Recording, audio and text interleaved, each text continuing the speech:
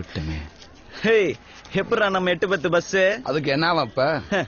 எழுதிடலான்னு முடிவு பண்ணிட்டேன்டா. எட்ரா பேப்பரையும் பேனாவையும் எழுதிக்கடா. சொல்லுமாப்ல. பட்ட பகலிலே பங்குனி வெயிலிலே என்னை பார்த்து சிரிக்கும் நிலா. சூப்பர்ரா மாப்பிள. கவி பேராசி ஏன் ரகுமானவே மிஞ்சிட்டுடா மாப்பிள.